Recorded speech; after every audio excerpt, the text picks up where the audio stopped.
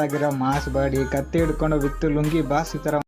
High guys, welcome to my channel. This is Karthik Jevar. Yes, Karuppu cinema ನೋಡ್ಕೊಂಡ್ ನಂಗೆ first half and second half ಎರಡು part ಅಲ್ಲೂ ಕೂಡ Appu sir ಜ್ಞಾಪಕ ಬರ್ತಾ ಇದ್ರು. ಅವರ ಪ್ರೆಸೆನ್ಸ್ ಇರೋ ತರನೇ ಕಾಣುತ್ತೆ ಸೂರ್ಯ ಅವರಲ್ಲಿ. ಅದಕ್ಕೆ ಏನ್ ರೀಸನ್ ಅನ್ನೋದನ್ನ ಈ ವಿಡಿಯೋದಲ್ಲಿ ವಿತ್ ಸೀನ್ಸ್ ನಿಮ್ಗೆ ಎಕ್ಸ್ಪ್ಲೈನ್ ಮಾಡ್ತೀನಿ.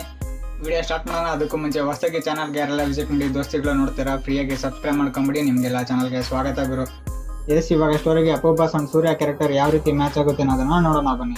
ಮೊದಲಿಗೆ ಒಂದು ಕಡೆಯಿಂದ ಮತ್ತೊಂದು ಕಡೆಗೆ ಟ್ರಾವೆಲ್ ಮಾಡ್ತಿರೋ ಅಪ್ಪ ಮಗಳಿಗೆ ಒಂದು ಮೇಜರ್ ಸಮಸ್ಯೆ ಎದುರಾಗುತ್ತೆ. ಅವ್ರು ಅದನ್ನ ಪೊಲೀಸ್ ಕಂಪ್ಲೇಂಟ್ ಮಾಡ್ತಾರೆ. ಕಂಪ್ಲೇಂಟ್ ಕೊಟ್ರೆ ಅದು ಕೋರ್ಟ್ಗೆ ಹೋಗುತ್ತೆ. ಅಲ್ಲಿ ಬರೀ ಮೋಸ ಮಾಡೋ ಲಾಯರ್ಗಳೇ ಸಿಗ್ತಾ ಇರ್ತಾರೆ. ಇದನ್ನ ತಡೆಯೋಕೆ ಅಲ್ಲಿನ ಗ್ರಾಮದ ದೇವರು ಮನುಷ್ಯ ರೂಪಕ್ಕೆ ಬರ್ತಾನೆ.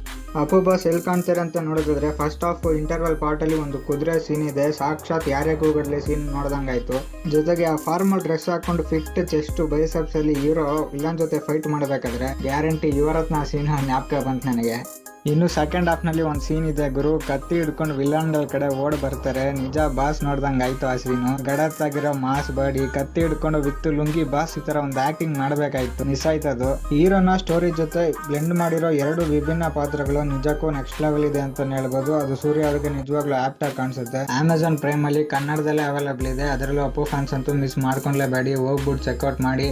ಇವಾಗ ಇದನ್ನ ವಿನಯ್ ರಾಜ್ಕುಮಾರ್ ಅಥವಾ ಯುವರಾಜ್ ಕುಮಾರ್ ಇಂತ ಕಥೆಗಳನ್ನ ಪಿಕ್ ಮಾಡಿದ್ರೆ ಗ್ಯಾರಂಟಿ ಹೆವಿ ಮಾಸ್ ಆಗಿ ಕಾಣಿಸುತ್ತೆ. ಸೊ ಇದಾಗಿತ್ತು ಕರುಪ್ಪು ಮೂವಿ ರಿವ್ಯೂ. ಈ ವಿಡಿಯೋ ಲೈಕ್ ಮಾಡಿ, ನಾವು ಸಬ್ಸ್ಕ್ರೈಬ್ ಮಾಡ್ಕೊಳ್ಳಿ. Press the bell icon to get all notifications. Thank you.